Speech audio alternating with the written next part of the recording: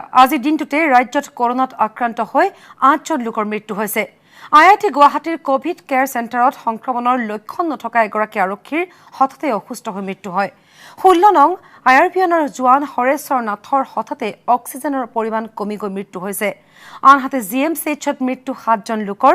ৰাজ্যত কৰোনা আক্ৰান্ত সংখ্যা 15,000 ঘৰ স্পৰ্শ কৰাৰ দিশে। গুৱাহাটীত এতিয়াও গুৰুতৰ পৰিস্থিতি। আক্ৰান্তৰ সংখ্যাই পাৰ কৰিছে 5,000 ঘৰ। অৱশ্যে বিগত 4টা দিনত কিছু পৰিমাণে হ্ৰাস পাইছে আক্ৰান্তৰ হাৰ। ৰাজ্যত এতিয়া প্ৰাণঘাতকৰ ৰূপ লৈছে কৰোনাই। আজিৰ দিনটোতে কৰোনাত আক্ৰান্ত হৈ ৰাজ্যৰ 7জনকৈ ব্যক্তিৰ মৃত্যু। GMCHত মৃত্যুক সাৱটিছে 6জনকৈ ব্যক্তিয়ে। আটাইকেইজন GMCHৰ ICUত চিকিৎসাধীন হৈ আছিল। আৰু আনজনৰ মৃত্যুৰ খবৰ সঁচাকৈয়ে চিন্তনীয়, সঁচাকৈয়ে ভয়াৱহ। IIT গুৱাহাটী কোভিড কেয়াৰ চেণ্টাৰত হঠাৎ মৃত্যুক সাৱটিলে এজন কৰোনা আক্ৰান্তই। 53 বছৰীয়া কৰোনাত আক্ৰান্ত হৰেশ্বৰ নাথৰ আছিল কোনো ধৰণৰ লক্ষণ। কৰোনাত আক্ৰান্ত হৈ মৃত্যু হোৱা হৰেশ্বৰ নাথ অসম আৰক্ষীৰ এজন বিষয়া আছিল। যি সময়ত কৰোনাক লৈ চৰকাৰে নাটক কৰিছে বুলি একাংশই অভিযোগ তুলিছে, যি সময়ত লক্ষণ নথকা কৰোনা আক্ৰান্তক ঘৰতে ৰাখিবলৈ চৰকাৰক দাবী কৰিছে একাংশই, সেই সময়তে গুৱাহাটী IIT কোভিড কেয়াৰ চেণ্টাৰত সংঘটিত হৈছে এই বুকু কঁপি উঠা ঘটনা। প্ৰতিদিনৰ দৰে আজিও 53 বছৰীয়া হৰেশ্বৰ নাথে কোভিড কেয়াৰ চেণ্টাৰতে তেওঁৰ দৈনন্দিন কামসমূহ কৰি আছিল। সুস্থ অৱস্থাতে আছিল হৰেশ্বৰ নাথ। কোভিড কেয়াৰ চেণ্টাৰত আন আক্ৰান্তৰ সৈতে কেৰম খেলি আছিল হৰেশ্বৰ নাথে। কিন্তু হঠাৎ অসুস্থ হৈ পৰিল 53 বছৰীয়া ব্যক্তিজন। হৰেশ্বৰ নাথৰ দেহত হঠাৎ কমি গ'ল অক্সিজেনৰ মাত্ৰা, যাৰ বাবে কৰোণভাৱে মৃত্যুক সাৱটিবলগীয়া হ'ল 53 বছৰীয়া হৰেশ্বৰ নাথে। হৰেশ্বৰ নাথৰ মৃত্যুত গভীৰ শোক প্ৰকাশ কৰিছে স্বাস্থ্যমন্ত্ৰীয়ে। ইপিনে GMCHত কৰোনাত আক্ৰান্ত হৈ মৃত্যু হোৱা 6জনকৈ ব্যক্তিৰ ভিতৰত আছে এজন 42 বছৰীয়া ব্যক্তি। ৰাখাল দেৱ নামৰ ব্যক্তিজনৰো মৃত্যু হৈছে কৰোনাত।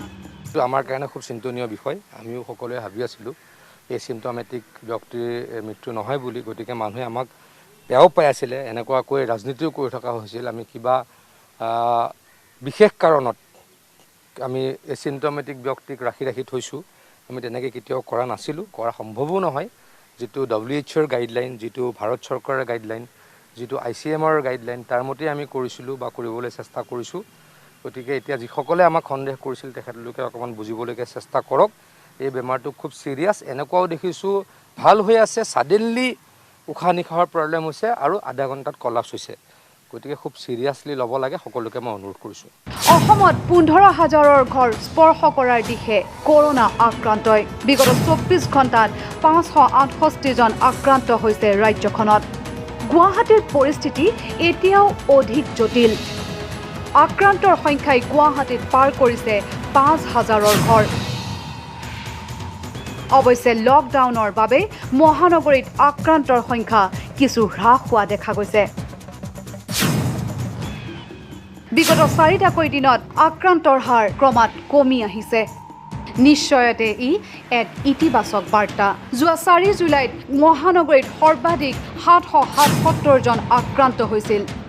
ইয়াৰ পিছৰে পৰা 5 জুলাইত 552, 6 জুলাইত 598 আৰু তাৰ দুদিনৰ পাছত 8 জুলাইত 423 আৰু 9 জুলাইত অৰ্থাৎ কালি মহানগৰত আক্ৰান্তৰ সংখ্যা 355জন। মহানগৰীৰ ৱাৰ্ডে ঘৰে ঘৰে এণ্টিজেন কিটেৰে টেষ্টিং অব্যাহত।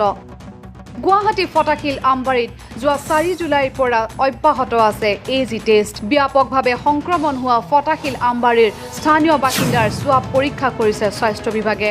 ফটাশিল আমবাৰীৰ 7 নম্বৰ ৱাৰ্ডত চলি আছে এণ্টিজেন টেষ্ট। কালিৰ পৰা বহুতখিনি বাঢ়িছে। এণ্টিজেন টেষ্টটো মানুহে ভালকৈ লৈছে, বুজি পাইছে সকলোৱে। যোৱাকালিৰ পৰা ওলাই আহিছে মানুহখিনি। বিগত 3 দিন ধৰি মালিগাঁৱৰ পাণ্ডুৰ 2 নম্বৰ ৱাৰ্ডত ঘৰে ঘৰে স্বাব পৰীক্ষা কৰে স্বাস্থ্য বিভাগে। প্ৰথম দিনাৰ এণ্টিজেন কিটেৰে 288 গৰাকীৰ টেষ্ট কৰা হৈছিল। ইয়াৰে 13 গৰাকীক পোৱা গৈছিল পজিটিভ।